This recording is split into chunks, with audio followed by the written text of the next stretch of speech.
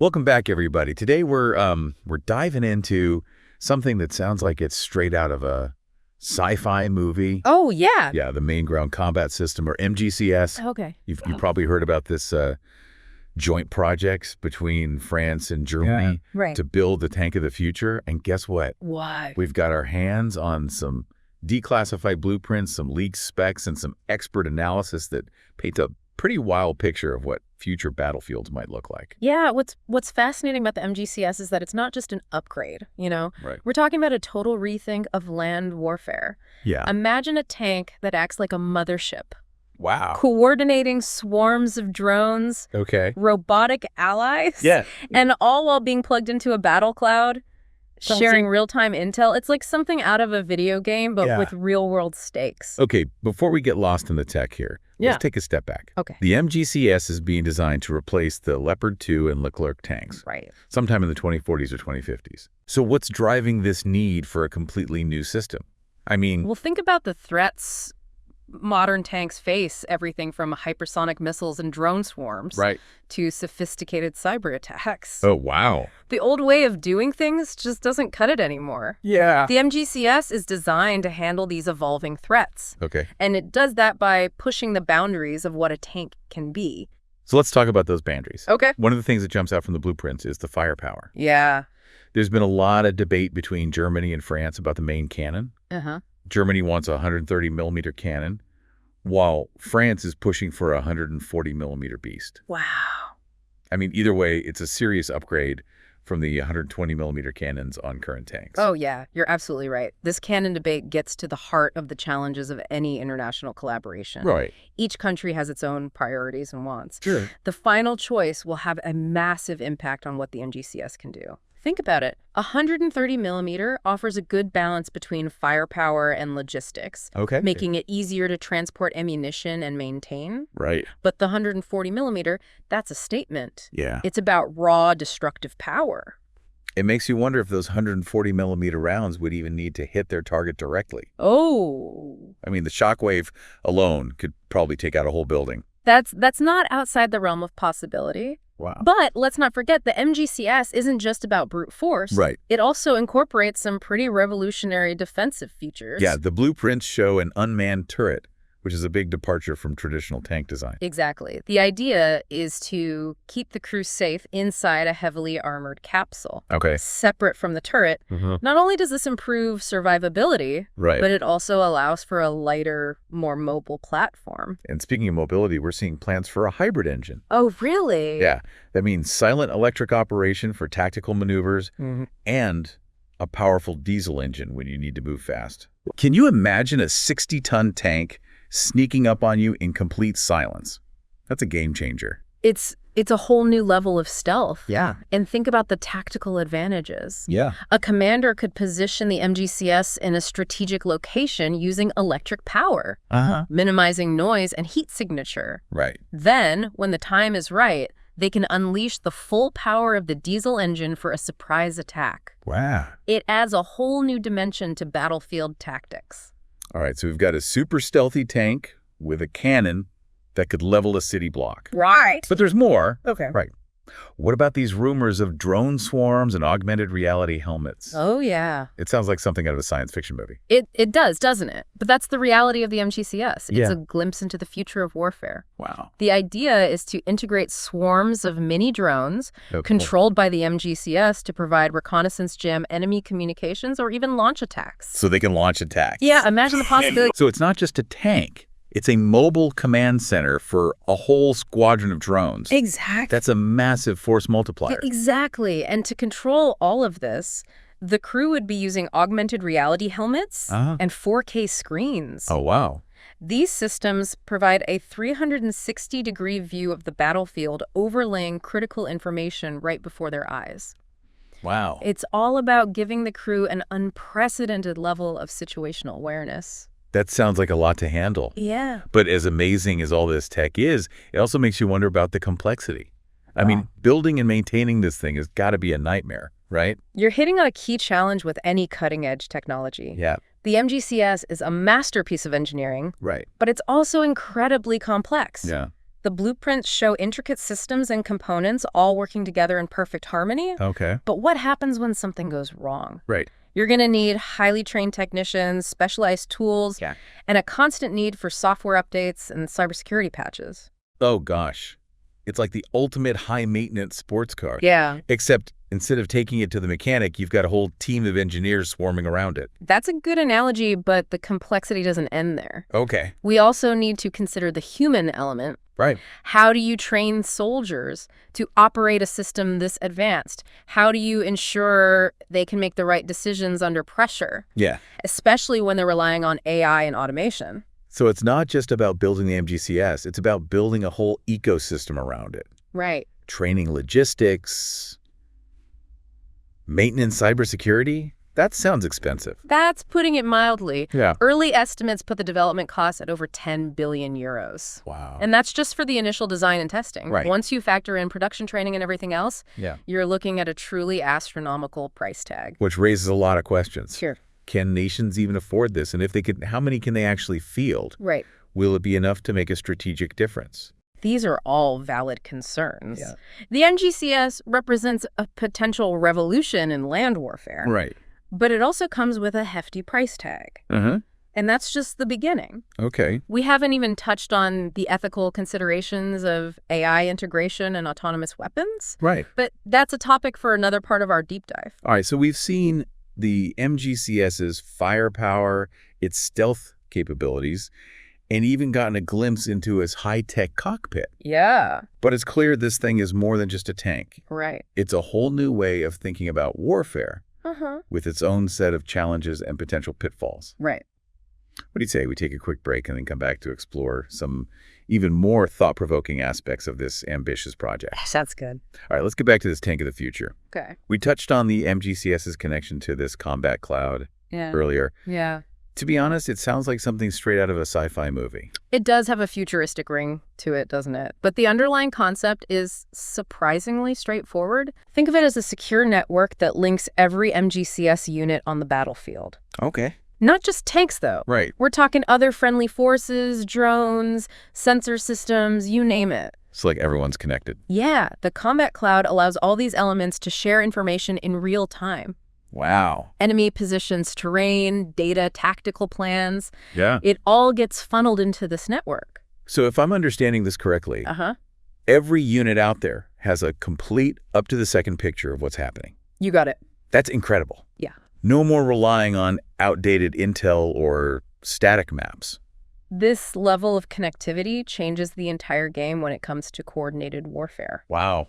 Imagine this: a drone spots a hidden enemy tank company. Okay. And instantly relays that information to an MGCS unit miles away. Right. That unit can then launch a precise surprise attack. Wow. Something that would have been impossible just a few years ago. This combat cloud idea is intriguing, but wouldn't that create information overload? Uh-huh. How would a crew even process all that data? That's where the MGCS's AI systems come in. Oh, okay. They act like a filter, prioritizing threats, highlighting key changes and suggesting the best course of action. So it helps streamline everything. Yeah, think of it like having a super smart co-pilot. Okay. Who can analyze the situation in a fraction of a second. Right. This allows the crew to focus on making strategic decisions and reacting to rapidly changing conditions. So instead of drowning in data, the crew gets a clear, actionable picture of what's happening. Right. That's pretty impressive. But how does this combat cloud actually work? Well, are we talking satellites, 5G networks, or something even more advanced? It's likely a combination of technologies working together. Okay. Secure 5G networks, and eventually 6G will play a key role. Right. Providing high bandwidth, low latency communication on the ground. Okay. But for wider coverage and resilience, satellite communication is crucial. I see. Think of systems like Starlink, but designed specifically for military applications. But wouldn't that make the combat cloud a prime target for enemy hackers? Yeah. I mean, if you could disrupt the flow of information, you can cripple the entire system. Cybersecurity is a huge concern. Protecting the combat cloud from attacks is absolutely paramount. Yeah. We're talking multi-layered defenses, advanced encryption, and even AI systems that can detect and respond to intrusions in real time. Wow.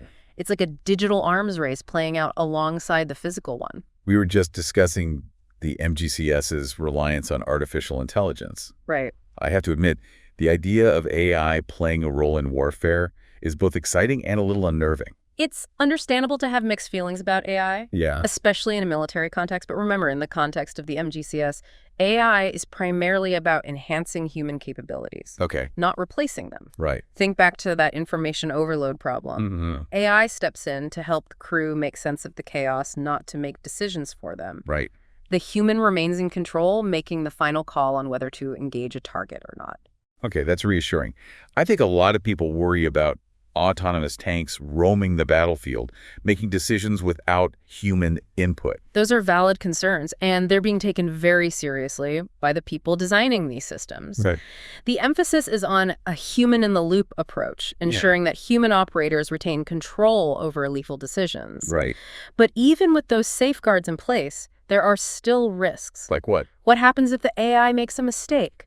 Or if it's fooled by enemy deception tactics? Those are good questions, and they point to the need for rigorous testing and development. Exactly. We're talking about rigorous testing simulations. Right. And even using historical battlefield data to train the algorithms to anticipate and counter potential threats. Yeah. But despite all that, AI remains a double-edged sword. Let's shift gears for a moment and talk about some of the MGCS's potential weaknesses. We've already talked about cybersecurity risks. But what else could trip up this technological marvel? Well, its reliance on communication is both its strength and its weakness. How so? If the combat cloud is disrupted, either through jamming or cyber attacks, the MGCS loses its biggest advantage. It becomes a powerful but isolated platform unable to fully leverage its networked capabilities. So it's like cutting-edge race car with a flat tire. That's one way to put it. Yeah. And then there's the complexity issue we touched on before. Right. The MGCS is so intricate that maintaining it in the field could be a logistical nightmare. Yeah. We're talking about highly trained technicians, specialized tools, and a constant need for software updates and cybersecurity patches. It sounds incredibly expensive to operate, even if you can solve the maintenance challenges. That's the other big question mark hanging over this project. Yeah. Early estimates suggest that each MGCS unit could cost upwards of 15 million euros. Wow. Maybe even more. That's a huge investment, especially when you consider the cost of training maintenance and the supporting infrastructure needed to operate it effectively. Yeah. It makes you wonder if countries will be willing to invest in a small number of these super advanced platforms, or if they'll stick with larger numbers of less sophisticated, but perhaps more cost-effective weapon systems. It's the classic dilemma, quality versus quantity, and there's no easy answer. The best approach will depend on the specific threats a nation faces and its overall defense strategy. We've covered a lot of ground here, from the potential of the combat cloud and the role of AI to the challenges of complexity and cost. The MGCS is clearly pushing the boundaries of what's possible in land warfare. It is. But what does it all mean? What does the MGCS tell us about the future of warfare? And what are the implications for global security? Let's take a moment to reflect on these big questions before we wrap up our deep dive. We spend a lot of time looking at the nuts and bolts of the MGCS, the firepower, the tech, the potential weaknesses. But as we wrap up this deep dive, I keep coming back to this bigger question. What does the MGCS tell us about the future of warfare? Are we headed towards a world of robotic armies and AI-controlled battles? That's the million-dollar question, isn't it? The MGCS certainly points to a future where technology plays an even greater role in warfare, but I don't think it necessarily means humans are out of the picture. So less Terminator, more like humans working alongside AI systems, each playing to their strength. Exactly. AI is great at processing vast amounts of data, spotting patterns, making lightning-fast calculations. Humans, on the other hand, bring intuition, strategic thinking, and the ability to adapt to situations that no algorithm could predict. So the MGCS, with all its fancy tech, is still just a tool. A powerful tool, but ultimately in the hands of human operators. That's a crucial point, and it goes beyond just the MGCS. Remember this network-centric approach we talked about? That idea of connecting all these platforms and systems together. That's the real revolution happening here. The MGCS embodies this shift towards a more integrated, information-driven battlefield. And we're seeing this trend in other areas of warfare too, right? Drones, autonomous systems, sophisticated networks. It's not just limited to land warfare. Absolutely. The MGCS is a snapshot of a much larger transformation in military thinking. It's about using technology to create a more agile, adaptable, and ultimately more lethal force. But that raises some uncomfortable questions about the future. Will all this technology make wars more likely? Or could it actually make them less destructive?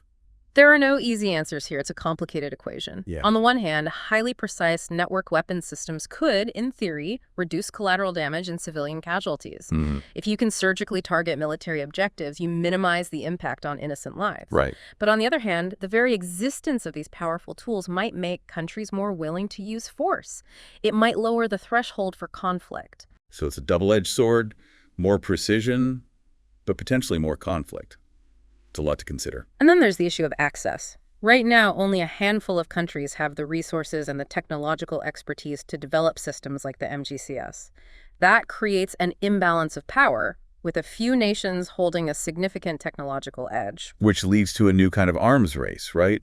It's not just about quantity anymore. It's about who has the most advanced tech. Exactly. And that has huge implications for global security.